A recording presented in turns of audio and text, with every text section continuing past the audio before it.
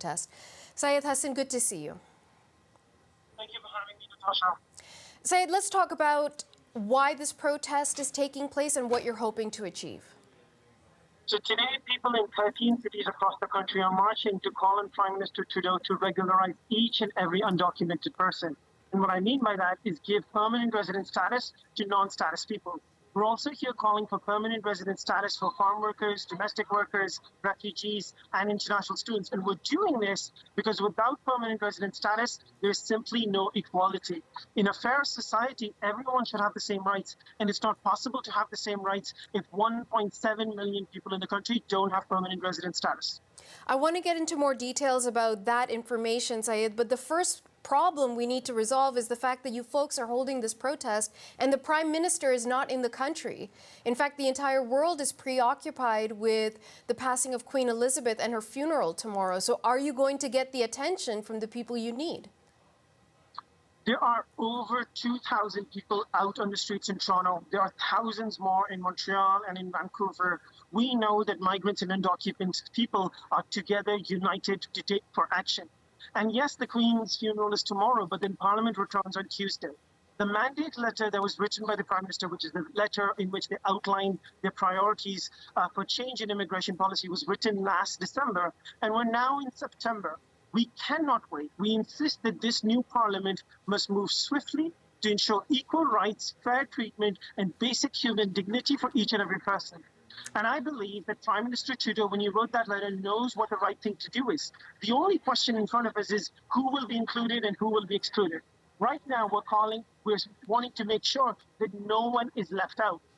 Any exclusion is discrimination. We want equality for all. I imagine what you're referencing there are the undocumented workers who are in the country right now. You estimate that there are 500,000 of them and about 1.2 million migrants on temporary permits who might be left out of what you're asking for. Why is it important that they too are included in these requests? What we have seen over the last 2 years is that there have been a series of small, partial, exclusionary programs that are temporary, but they don't deal with the reality of the problem.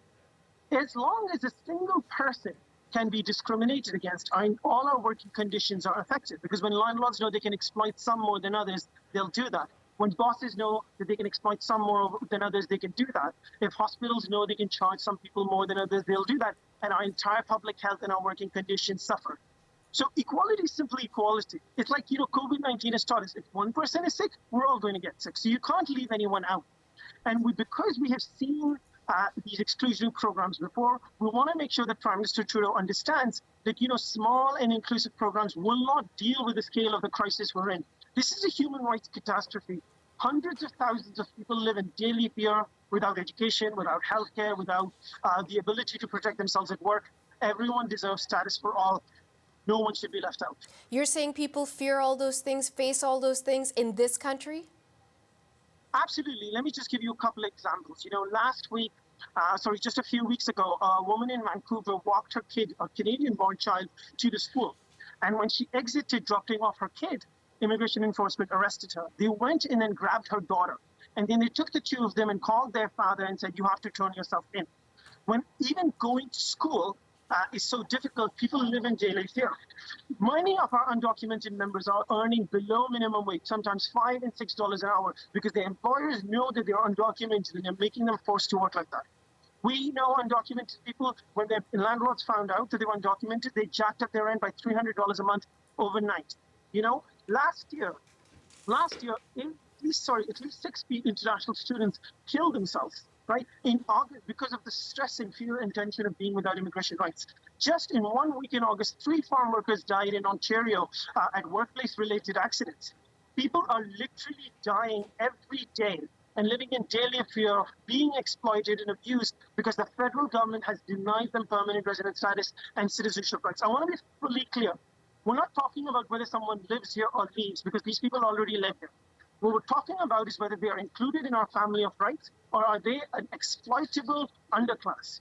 Right now, it is primarily working class, racialized people who are being called essential, even as they're excluded from basic rights and protections. So, Syed, how do you respond to those who say, we hear you, what you're what you're suggesting is kind, it might even be the moral thing, but the fact is that this country has laws, and individuals who may be here, quote unquote, illegally are breaking the law, and therefore they should not receive the benefits of our laws. I want to be clear about this again, right? These are people, most of them came here on temporary permits, and the government of Canada decided not to renew their permits. Or the government of Canada decided not to give them permanent resident status. So the decision is made by the Canadian government to not renew certain people's permits. Now let's ask who that is. It is almost entirely people who make minimum wage or below minimum wage. How is it that millions of people who make minimum wage, who are considered essential, who are necessary, do not have equal rights?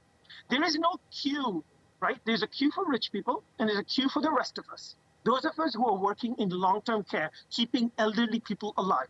Those of us who are working in farms. Those of us who are working in... Syed, are you still with us? Oh, I'm so sorry to tell you folks that we have lost the connection with Syed Hussan, but he is one of the organizers of one of the 13 demonstrations taking place across Canada today, demanding better treatment of migrant and undocumented workers in this country. We will be back in just a moment.